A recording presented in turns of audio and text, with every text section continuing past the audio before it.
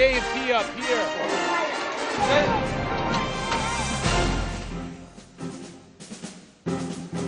Welcome to Freedom Watch Afghanistan. I'm Staff Sergeant Trevor Pedro. Amidst rising tensions along the Afghan-Pakistan border, NATO is reporting militants in Pakistan fired at NATO troops this weekend, causing them to launch an artillery attack in return. According to a spokesperson, 3 rounds of indirect fire landed near a NATO-controlled base in eastern Afghanistan's Paktika province.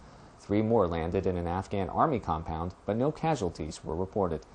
Relations between Pakistan and foreign forces in Afghanistan were strained earlier this month after a U.S. airstrike along the Afghan-Pakistan border. Pakistan officials say the airstrike killed 11 of its troops. NATO forces determined the rounds were fired from inside Pakistan, which prompted return artillery fire. Pakistan's military was notified immediately after the initial attack. NATO hopes to get a boost in troops soon as German leadership is joining the fight for more troops in Afghanistan. According to the Associated Press, German General Egon Rams is lobbying for more than 6,000 soldiers to stabilize the war-torn country. Rams said, "We are talking about a total of 5,000 to 6,000 soldiers, and we need these reinforcements very soon so we can hold on to certain areas and create trust among the Afghan population." Ultimately, the goal is to be able to hand over responsibility to Afghan forces in 2010, 2011, or 2012. Afghanistan's austere conditions and high operations tempos force coalition forces to rely on medical care more than ever. Airman First Class Justin Wayne shows us how Afghan forces are beefing up their medical services for the future. Medevacs are the quickest way to get someone injured to the hospital for care. Members of the Afghan National Army Air Corps conducted an exercise to test 2 of their medics in first aid. The medics had 4 patients with various injuries, ranging from cuts to abdominal bleeding. This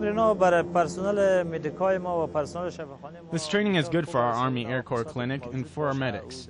Wherever we have problems or mistakes, we will correct them so that when we go out and help the people, we will be ready. While the Afghans were conducting the exercise, Air Force mentors were watching to see how well they performed.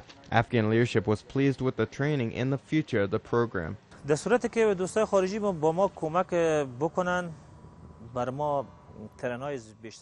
hope we can take over the training, but we need equipment and more training to help us. Our supply system is very weak for the clinic, and I hope we can get everything we need to start the training and exercises on our own.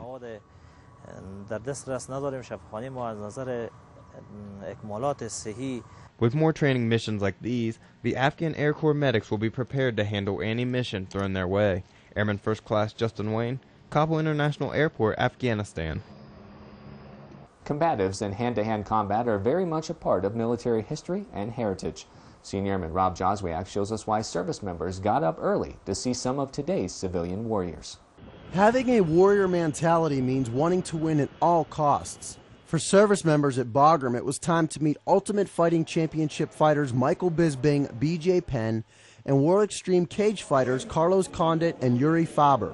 The group of fighters visited numerous service members from several forward operating bases, including Metherlom, Torkham Gate, and Salerno. They ended their tour of Afghanistan with an early morning live broadcast of the ultimate finale. For one airman, it's a great chance to meet some of the guys he watches all of the time. These guys are ridiculous. I mean, they're superstars, but to think they'd take the time out of their busy schedule to come here and hang out with us is awesome. So it's very cool. Spike TV broadcasted the fights as fans went nuts when the broadcast cut live to them. It's a military appreciation trip that really got these military warriors pumped up. The fight is awesome. I'm glad the fighters came down. It's been a pleasure out here. They're supporting the troops and they're keeping us motivated out here. The fighters spent their last few hours in Afghanistan with the service members as they watched some of their counterparts go at it. And when it was all over, it was time for all of these warriors to go their separate ways. Senior Airman Rob Joswiak, Bagram Airfield, Afghanistan.